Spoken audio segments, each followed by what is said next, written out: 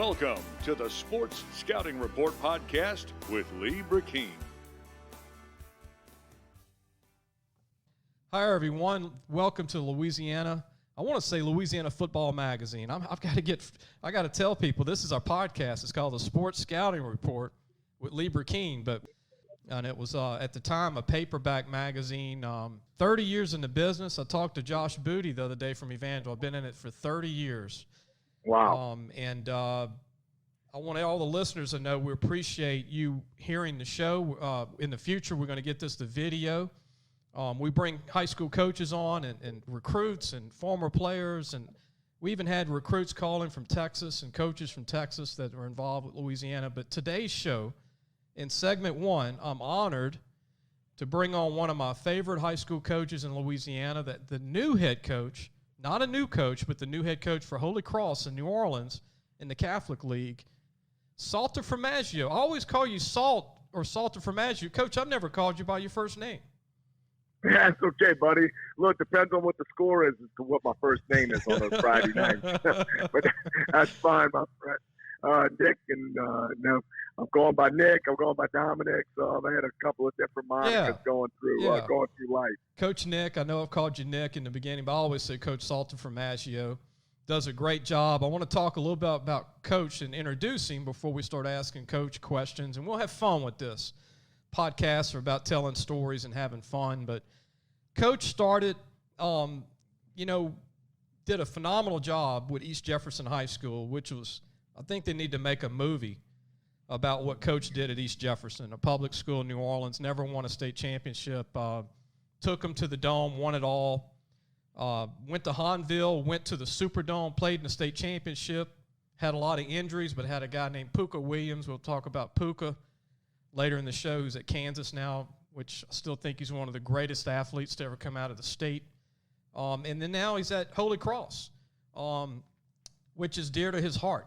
And there's a lot of connections there with your brother, who I think his son's going to be playing for you in the near future, your nephew, and you have a background with Holy Cross. And Coach, what's it like to be back and be back in the Catholic League after being everywhere else in the area? It's great, Lee, to tell you the truth. You know what you're up against. Some of the other stops we've had along the way, you're just going to get into some districts where you have maybe a little bit better players, a little bit better facilities, a little bit more administrative support. So there are some teams in those districts where probably you're going to be better than them every year. Mm-hmm. But in this district, in this Catholic League, that's not the case. Right. And then, the way the state is right now, cutting it to select, non-select, you battle your way through this district. Then you have to see them all again in the state playoffs to get to what is arguably right now the best football program in the state of Louisiana, Catholic of Baton Rouge. Yeah. So there's never an off week in Division I football, and there's certainly never an off week in the district that we play in down here with the Catholic League, because everybody has the same mindset. Everybody wants to be successful in athletics. Many of the schools are run the same way, same kind of academic systems. They all have tremendous parental support. So there's a whole lot of lightness involved in this district than in other places I've been. Yeah, and the Catholic League, I've been going to Catholic League games since 1984. When I was really young, my dad, Coach, would take me as a hobby. That's how crazy my dad was in a good way. You would love that because you're a coach, but my dad was a coach. No doubt. My dad was one of them crazy youth league coaches, and he was a defensive guy, so I leaned more to defense. But he'd say, son, let's go to the West Bank and watch a game. It's Friday night. We lived in Baton Rouge. And we'd go see Shaw play, Hahnville, or Destrehan take on Holy Cross or whoever. And I remember one of my first games, I was in high school. We had an off week, and I watched Shaw with some of Hank's early teams, Hank Turney's early teams. Yeah. And Pat Riley was a freshman. And I told my dad, I was 15, 16 years old. I said, this guy's 6'6", 250. He doesn't even start. He's on the kick team. See, well, I'll tell you a great story about Pat Riley, because I was coaching at Holy Cross when he was a freshman at Shaw. We played those guys in a freshman game on Thursday afternoon and he whooped our butt. Then we played him in a varsity game on Friday night, and he whipped our butt. And then we played him on a Saturday morning in a JV game, and he whipped our butt. He whipped Holy Cross's butt for 12 straight quarters over 3 straight days. As a freshman in high school, he was a bad man, and then obviously went on to University of Miami and had a great career. Yeah, they had those great players. Enrel Chester went to Oklahoma, their running back. Kendall Bussey went to Colorado. He was like 6'3", 220. You remember that, Coach, running back? Yeah, absolutely. The whole D-line, Sean Jones went to Miami, the other D-lineman. Their third lineman went to Northwestern in the Big Ten. And, man, they had Clifford, they had Champ at linebacker. They had Ryan Clark, was really the unknown, the DB, Ryan Clark. Right. And those early short teams could have won the Southland Conference. Right, I mean, they were good, real good. Coach, and the listeners would love this, but I called Ben McDonald yesterday, former LSU pitcher. You remember Ben McDonald. Absolutely. And I called Ben, and Ben was doing some Oriole games or getting ready to do an Oriole game. I'm like, Ben, I'm sorry, man. I forgot you were doing play-by-play in Baltimore. I didn't know, really. And he said, that's okay. I've got a 20-minute break. He's doing 80 Oriole games.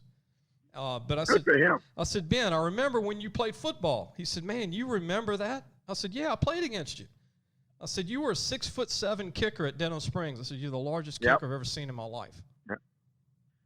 Yeah, you know what's funny? Now you can't get kids to do that. Now everybody wants to specialize. But think about that. A guy that one of my coaches here, Louis Wineski, was an excellent quarterback here, and he was an excellent baseball player here. Ben McDonald, excellent baseball player at Denham Springs, excellent basketball player at Denham Springs, and a heck of a punter at Denham Springs. 2020, you don't get those guys anymore. No. Those guys all want to specialize. They all want to – their AAU basketball coaches telling them they're going to go to the NBA. Their travel baseball coaches telling them they're going to go to the major leagues. And then you got the old crusty football coach who's making you lift weights and bring you out with a helmet on in 100-degree heat. So, it's an easy choice for kids today. So, I always wonder, like, hey, if it was 2020, would Louis Wineski been the quarterback at Holy Cross, or would he just been, playing baseball for Holy Cross and then travel baseball? But I'm glad that we grew up in the era we grew up in, because it's the only time you get to do that. It's the only time you get to be a multi-sport athlete. Is in high school, and it's a shame that so many people are losing belief in that. Yeah. Coach, I want to mention a name. We're going to take a break and come back and have another segment with you, but here's a name to throw out to you. Here's a way back. Albert Joey Bell, former LSU baseball player. Right. He played football at Huntington. He would have been an NFL probably linebacker. Oh, he'd have been an NFL linebacker or NFL fullback. There's no doubt. I remember him getting a fight out in Mississippi State when they were throwing things at him out in the outfield. He's a guy you wouldn't want to get in a fight with, I can tell you that. Yeah. Wasn't your typical baseball guy in high school, 6'2", back then in the 80s, 210, ran a 4.5, could bench about 350. Right. And you realize the rest is history. He hit, 400 home runs in the major leagues? Right. And, look at Bo Jackson. Right. I mean, those guys just don't exist anymore. Frank Thomas. Frank Thomas. Right. Yeah, Frank Thomas is another one. I mean, those guys just aren't around anymore, unfortunately. The coaches have decided that specialization is the way to go, and it's unfortunate for the kids. It's unfortunate for fans of sport that you wouldn't see great athletes across the board like that anymore. But maybe it'll cycle back around where we see those guys again. Coach, we're going to take a break, come back and talk about your players and your team. You're listening to Sports Scouting Report. We've got Coach Nick Saltaformaggio, the head coach at Holy Cross. We'll be right back. Hello, Sports Scouting Report fans. Like what you hear? Well, you're going to love our content at LAFootballMagazine.com. This week, check out Recruit Spotlight on Landry Walker quarterback Justin Hudson, who has committed to the Tennessee State Tigers this past week.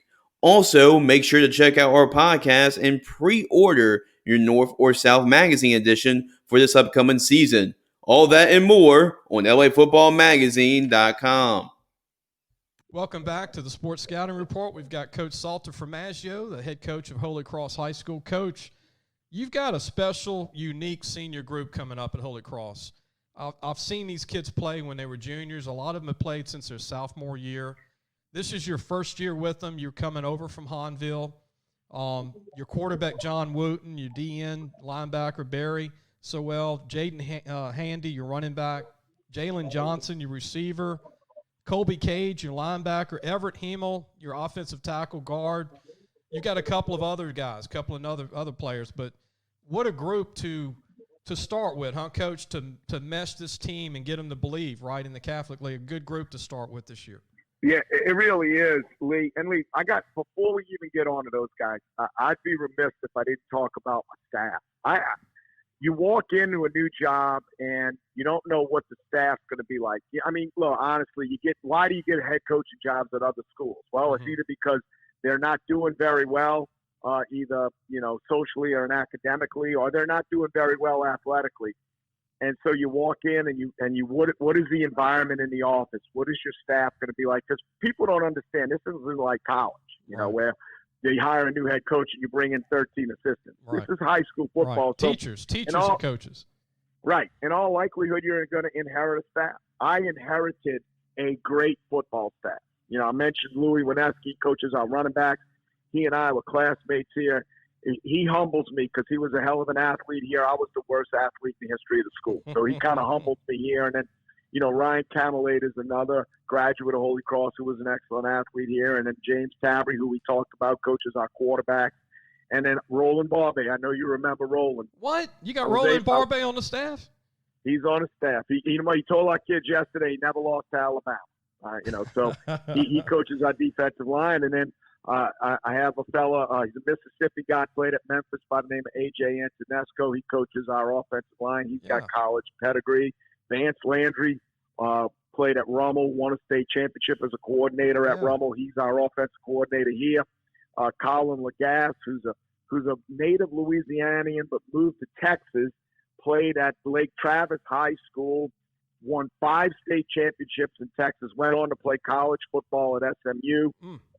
He's one of our secondary coaches. And then Larry Schaff, who played at Shaw, is one of our other secondary coaches. So I have a great coaching staff, and it all starts there. It starts with those guys. Yeah.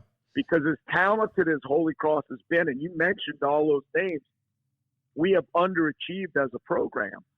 So coming in, I have a great staff. I have excellent football players. It's my job now to figure out how to make us be as successful as we should be.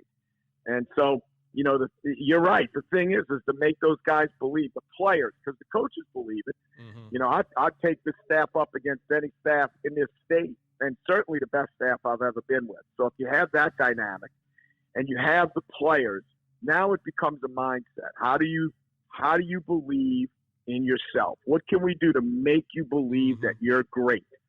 And that's where we are right now, So we're just battling that every day. We've had a great summer weight program. Barron Sorrell, who's committed to Northwestern, has put on about 15 pounds. Everett Emel's put on about 15 pounds. We've gotten great times out of Handy and Jalen. And then I said this the other day, and I believe it. I think Colby Cage is the most versatile and probably the best defensive player in the state. And, all those guys are committed to Power 5 schools. Yeah. So it's time to convert talent and coaching into a record, or even more importantly, into a good playoff run. Coach Salt, I want to mention this. You did it at East Jefferson, which they didn't really believe that much. You took them to the state championship. Nobody thought that team would go there and win it, and you did that.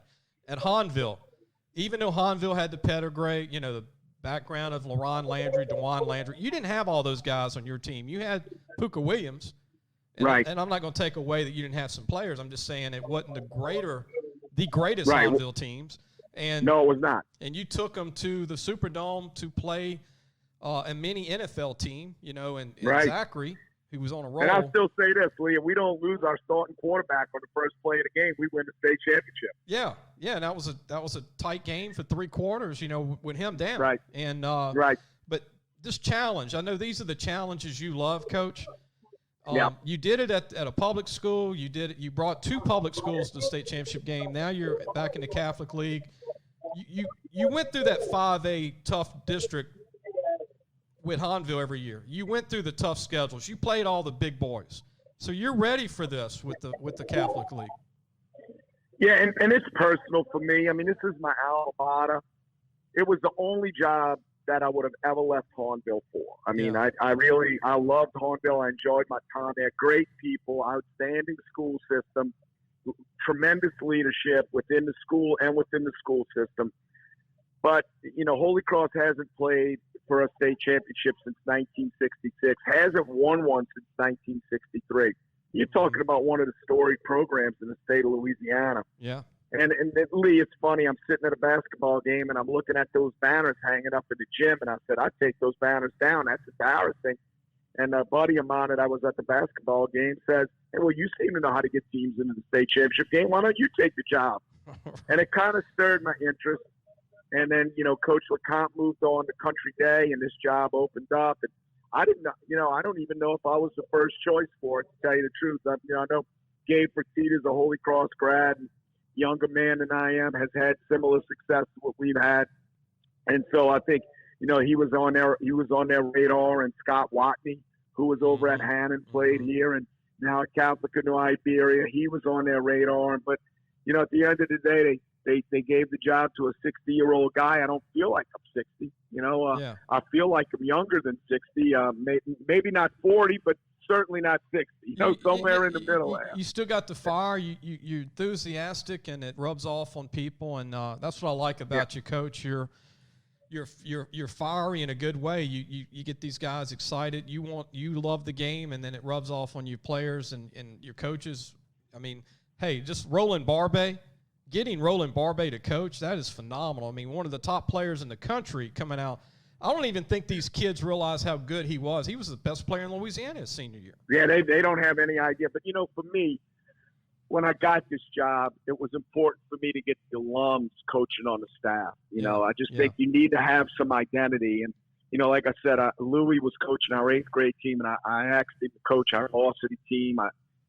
When I was here, he was the dude when I was here. He was our quarterback. And it was important for our kids to see. And I don't mean to call him older because we're the same age, so I'm dating myself, but an older Holy Cross Tiger. And then you got Roland, who comes from another decade, a decade removed, who was a great player here. And then you got Ryan Camelade and James Tabry, who, one guy graduated from here in the early 2000s, and the other one is a very recent graduate. Yeah. And what that shows our players is there is a tradition of success at this school. Mm-hmm. And that we've had success at this school. Yeah. So now let's stop kind of just treading water and let's create that success again. Coach, I have a point to point. I don't mean to interrupt you, but this is before I get ADD here, but here's a point I want to throw out that I think you'll love. If your kids are listening to this tomorrow, or when we play it, Friday, tomorrow. But here's a point I want to throw out. I did a little research. If you look at Rommel last year, Archbishop Rommel, let's just take Rommel, who won the state championship over Catholic from the Catholic League. Right. They didn't have 7 D1 players in their senior class last year. No. All right. You've got 7 D1 players. So if your kids are going to listen to this show and your assistants, mentally, like you said, you've got as much talent on paper. These kids, if they can buy in, they can do it. It's possible. Right. Because talent for talent on paper. Right. The senior class is up there with Rommel, who beat Catholic, who was a great Catholic team. And Lee, I'm gonna give you the name of a guy that, and I know you know a lot of people. You run a recruiting service. We have a kid on our team named Cole Trosclair. Oh, yeah. Who has not played. Mm-hmm. He's kind of been caught in a transfer. Yeah. He has been very, very difficult for us to handle, and I think that's a kid before all is said and done. And that's why I hope to God we have a football season, because it's kids like that who are going to be on display, who are going to light the world on fire as far as recruiting is concerned. 6'4", 225, can run like a deer, physically strong, tight end, H-back kind of kid. He is going to be phenomenal. We can't handle him at practice. We have no one that can cover him, and we have Colby Cage, who I just said is the best defensive player in the state. We can't cover Cole Trosclair. I want to mention that's why we have to play high school football. But you're right. we have 7 or 8 Division I football players on this team. We have to be able to turn the corner and be great again with this team.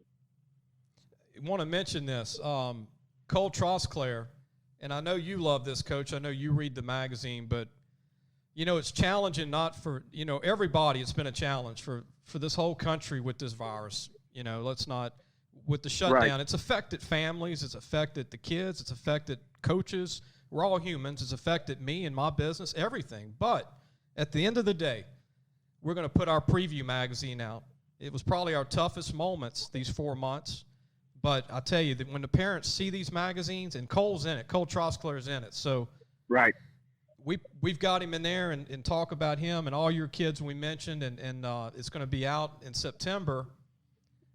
We feel so good about, and that's why I do what I do, because I love it and the passion. I think that's why you have passion, Coach, because you love what you do as a coach. But just want to mention that the magazine will come out. If there was not going to be a football season, we were still putting the preview magazine out. Right.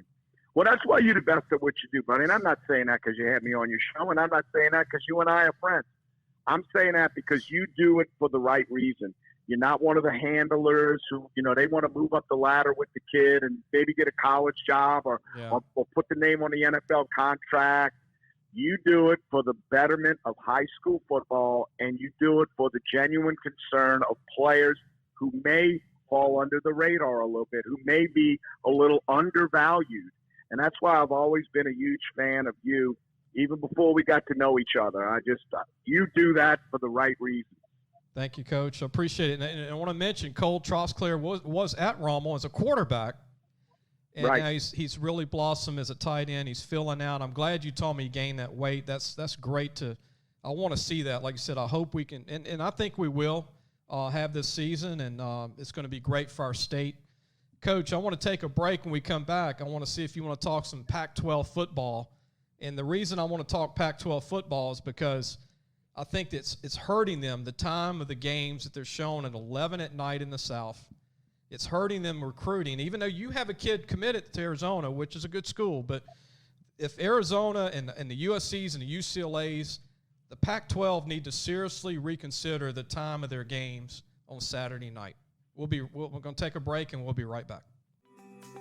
Parents, are you looking for advice on getting your high school athlete recruited by the right college? Lee Brakeen is your answer. Lee has been doing it for over 30 years. He knows the ropes, and more importantly, he knows the people. Lee offers turnkey service from evaluation, creating highlight tapes in the correct format, and complete guidelines for effective communication with the schools. No matter the sport, girl or boy, no matter what grade your child is in, let Lee Brakeen help match your child to the right college fit. Go to our website, lafootballmagazine.com, and get connected today. Welcome back. You listen to Sports Scouting Report. We have Coach Saltaformaggio from Holy Cross. Coach, I want to get your thoughts on the Pac-12. The Pac-12, as a kid, I grew up watching. I was a USC fan. I was an LSU fan when I was born because my dad was an LSU fan, and you couldn't have been an LSU fan in my household. You had to have moved, right? You had to get another house to live in. But my dad was one of these guys. He was never a hater, meaning he didn't dislike in-state schools. There were people that didn't like Tulane. My dad did. Right. He liked everybody. He liked all the schools, and we even went to a Southeastern Southern game when I was 14, and Robbie Mahfouz was the quarterback at Southeastern. Sure. And he had just left LSU, Lafayette High School. Robbie Mahfouz, who's a head coach right now in Louisiana of high school football. But, the Pac-12, I was a fan of Charles White. I was a fan of Marcus Allen, Paul McDonald, Ronnie Lott. I watched those games at 2 o'clock in the afternoon, 1 o'clock in the afternoon. Troy Aikman, UCLA. Dick Tomey's Desert Storm defense with Arizona. Arizona State, way back. Frank Kush, And now, if you're a kid or you're a parent watching Pac-12, you've watched in the morning, you're watching the Big Ten at 11 in the afternoon. You can go to those games, be home for 3 o'clock. You can watch the Big 12 during the day and at night till about 9, 10 o'clock. The SEC is all day from 11 to about 10. And then when everybody's about to go to bed, the Pac-12 comes on TV. Right. Everybody's ready to go to sleep, and everybody's ready to maybe get ready for the NFL the next day or whatever. But Coach, what do you think of the time of these games with the Pac-12 and the network starting? Their games start at sometimes 11 at night. Well, I'm going to tell you, just me as a casual observer of college football, because I'm really a high school guy, the Pac-12 they've hurt themselves in a couple of manners. One, their TV exposure is terrible because it's late at night. You can only watch so much football during Saturday, right? Two, I think California has fallen off the map as far as the development of high school players. You will get some phenomenal players out of California. Don't get me wrong. I think there are more people in the city of Los Angeles than we have in the state of Louisiana. Right. So just by population, you're going to get players out of California. But I think they've lost their passion for high school football in the state of California. And when that state suffers, the rest of the Pac-12 is going to suffer. Because even though we had a kid, talk about Desert Storm football, Corey Bowie, who played here in the 80s, was a great player on those Desert Storm teams. A Holy Cross man. And they're getting Colby from us this year. The majority of the players in the Pac-12 are California born and bred, right? And because high school football has become not as important as it used to be, you're losing the Pac-12 from a power standpoint. Look, you're still going to have glory pro. I am a USC fan. Well, I walk around school whistling, dun, dun, dun, dun, dun, dun, dun, dun, because it's just ingrained in my brain. Trojan, yeah. Right. But, I just think because of the lack of emphasis on high school football in California, you don't have the powerhouse Pac-12 programs anymore. Yeah, here's another thing that hurts them, Coach. I don't know if you agree with me or not, but the past 20 years, I went to the West Coast. I went to a lot of their camps. They're all about the offense, spread offense. Right. Some of the geniuses, Starkazian at Alabama, Lane Kiffin's, his background's of offensive genius. They developed the spread. They implemented the passing craze, 5-set offense, 5 wide, 4 wide. Defense is not existent in the Pac-12. When Pete Carroll was there, which was can you believe, Coach, 12 years ago, 13 12 years ago, right. I know, I absolutely believe it. They're the only program that had a defense. Right. But I'll tell you another thing. I kid around. My secondary coach, like I said, played high school football in Texas. So what are the two big states that the Pac-12 recruits? Texas and California. Right. If you watch Texas high school football, they don't play defense in Texas anymore. Their state championship games are 44-40, things like that. So when your emphasis is on, and look, don't get me wrong, I don't want to upset the coaches in Texas or California because I know this is a national podcast. Yeah, they have great offensive football, but you still win championships with defense. Look at the Clemson model. Look at the SEC models. Right. They build their football, and look, who had a better offense than LSU last year, right? But at the end of the day, when stops had to occur, they lined up with SEC linemen because of high schools. You just mentioned the Shaw guys. Those Shaw, Coach Biomonte is our athletic administrator in charge of football. He's in here. He'll chuckle at this. Okay. Those mid-'80s Shaw teams that he coached on with Hank, when I'm telling you those defensive teams could have won the Southland Conference, they could have won the Southland Conference. Yeah. So those guys go on, and they got two football. Think about this: 2 defensive linemen on a Shaw football team, both went to University of Miami and were players. Yeah. You just don't have that in Texas and California anymore. You don't have it, so it suffers. Well, and what's happening right now is USC's been down so long, and can you believe UCLA is not a powerhouse anymore in football? Right. That's hard for us guys over 50. That's hard to comprehend, right? UCLA's down. Yeah. So all your top 40 players in the state of California, most of them are leaving the state that are good defensive guys, right? They're coming to the SEC. Right. Or the ACC, like you said, the ACC.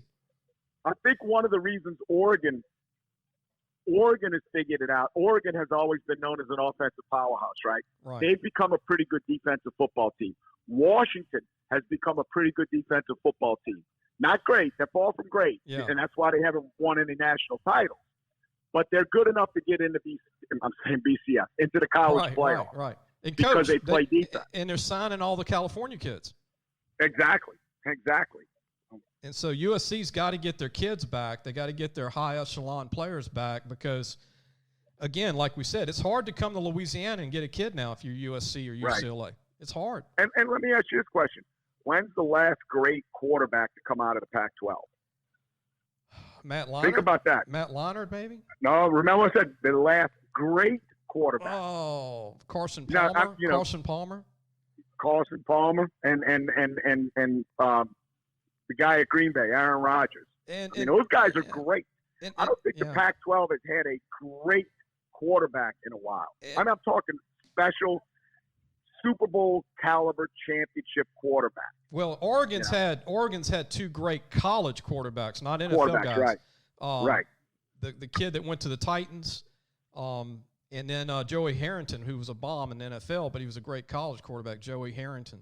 But yeah, I mean, Washington's had a slew of quarterbacks, Coach, come out of there over the years. But you're right. But when the Pac-12 plays the SEC, it's just a mismatch because they can't stop the SEC offenses in the run game, something they're not used to doing. And But again, the third thing I want to mention about the Pac-12, it's hard for them to recruit the South and Southwest, and even the they're not Coast. visible. They're not visible, and also when parents have to buy plane tickets and they come back at like 4 a.m. from a game the next day. Right. Because of the time zone, 3 hours behind, it's just hard for them to recruit this part of the country. Now, if they were winning championships, they're rolling USC, but not right now. I mean, it's just not the same over there right now. And then Washington State, when they're winning and beating USC, it's not good. No, you're right. You're right. Oregon State. Something's wrong. Yeah. The world's off its axis a little bit. No. Great program, Washington State, but not a high tier program. Not a national power. Right. Coach, what do you like about your team the most going into whenever we start? What do you like most about this team? I like our physical strength. I think our physical strength is where it needs to be a state championship caliber program. I really like our attention to detail. Our kids want to be coached. And when you're strong and you have a desire to be good, you're going to put yourself in a good place. The back end of that, the thing we need to work on the most is having a belief that you can be great. So that's where we are. I really, really like our physical strength. We had a great summer lifting. I like our team speed. It's not exceptional, but it's good enough. And I like the fact that our kids have tremendous attention to detail from a coaching standpoint. Yeah. You know what I like too, Coach? I want to point this out because if you're not from Holy Cross or New Orleans, you don't know this. If you're not, if you're from North Louisiana or hearing this from Georgia, I love those gold helmets, man. It's like Notre Dame. Oh, you're right. I'll never not have that. I love the fact that we look like Notre Dame. I just think it's a special uniform, that gold helmet with that gray mask, that throwback gray mask. Yeah. It is very, very special. The district is incredibly hard. You've seen it with Hahnville, though. You played all the big guys at Hahnville. So you can't get around it. Like you said, you can't hide. You got to play these guys again in the playoffs. If you get to the, if you get the right seed, I mean, everybody, even Shaw's going to be improved. Even Shaw's going to be good this year. It's just, it's why you get in this, though, if you think about it, Lee. Why would you want to get in it to just not play for something? Be okay. Well, it's okay. We're playing somebody that's okay. You want to get in this thing. You want to coach. You want to play to go against the guys that are the best. And this gives us it's giving me an opportunity. We're going to give our kids an opportunity to play.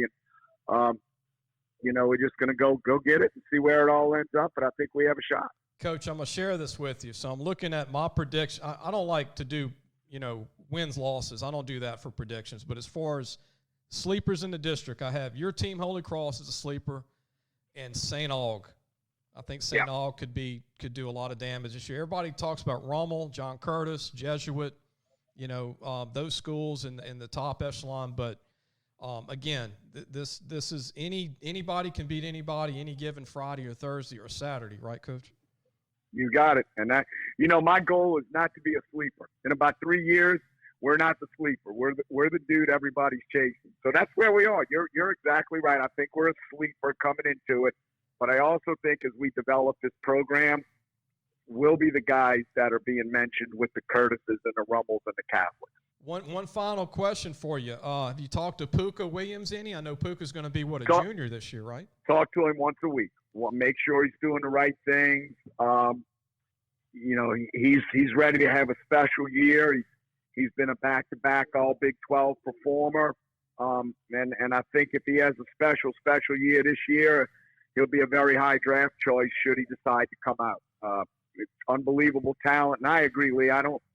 When you start talking about the best players in the history of Louisiana football, he's absolutely on that list.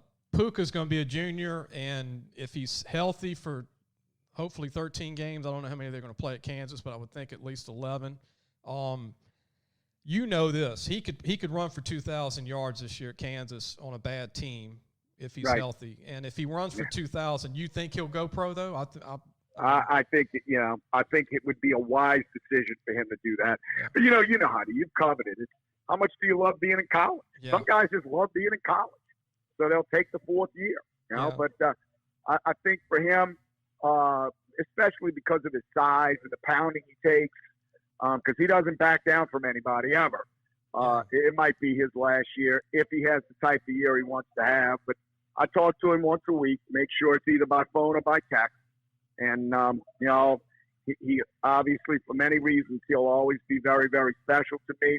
But I know his background and where he came from and his development as a man. So he will always be special for those reasons. And look, I want to mention this. He reminds me of Warwick Dunn. Yeah. Warwick would go against anybody at 5'8", 165 in high school. Right. And they're the same size going into college. They're the same mentality. They're the same. They got a lot of the same stuff. And look, Warwick Dunn played 11 years in the NFL at 5'8", 175. And I think Pooka will be right there with it. I agree, my friend. And I want to mention this, just so Colby Cage hears the show, he won't get mad at me about the Pac-12. Colby, the good thing about going to Arizona is you get to play right away. Right, no doubt. He's a great player and a great Holy Cross man. I will tell you that. He is a tremendous Holy Cross man. If any kids listening to this show, if you're a heck of a defensive player, if you're a high-end D1 defensive player, you will not redshirt in the Pac-12. You will play right away. You're probably better.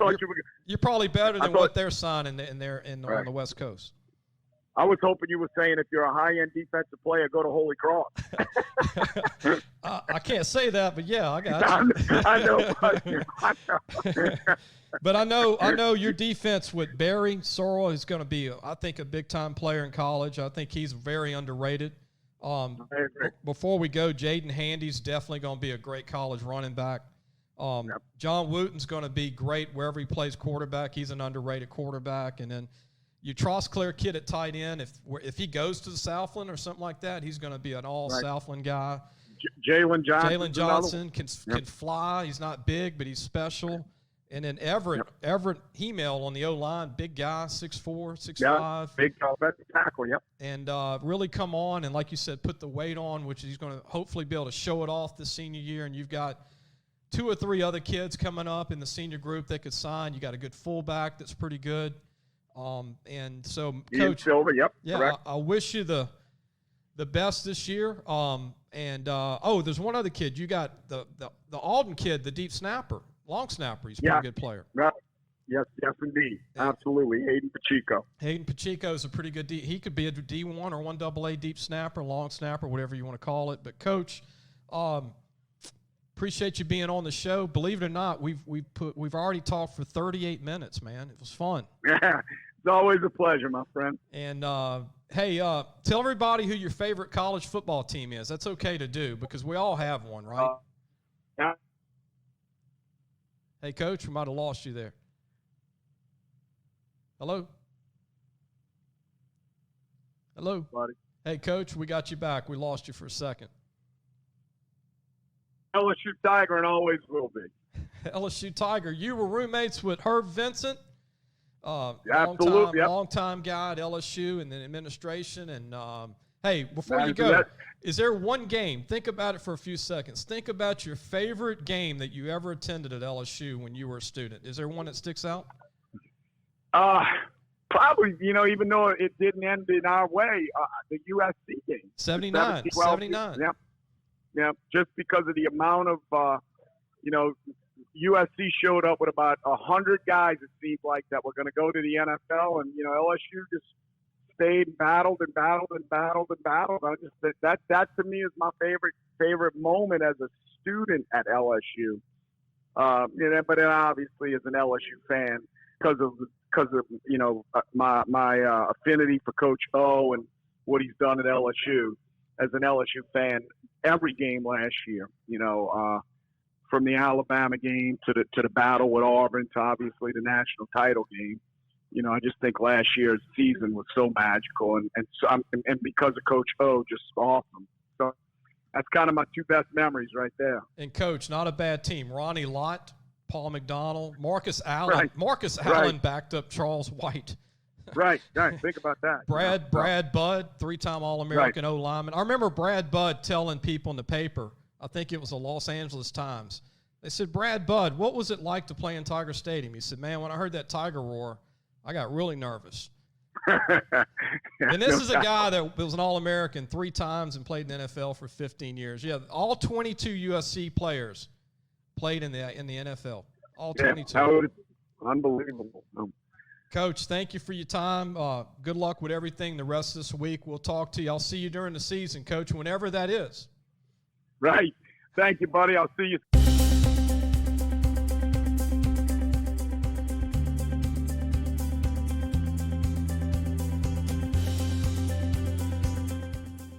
We'll be right back on the Sports Scouting Report podcast with Lee Brakeen.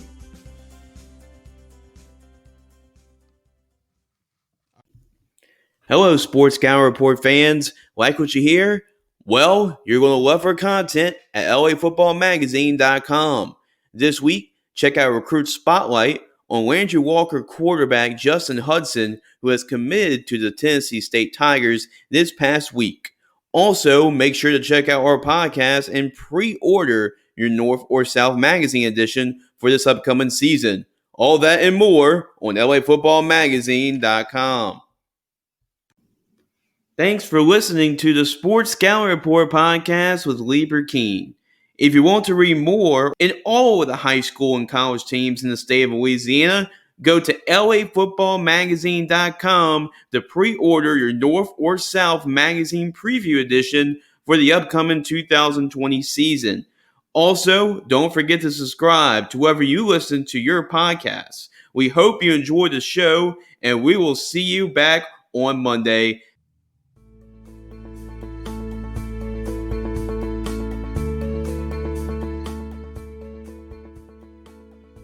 Thanks for listening to the Sports Scouting Report podcast with Lee Brakeen.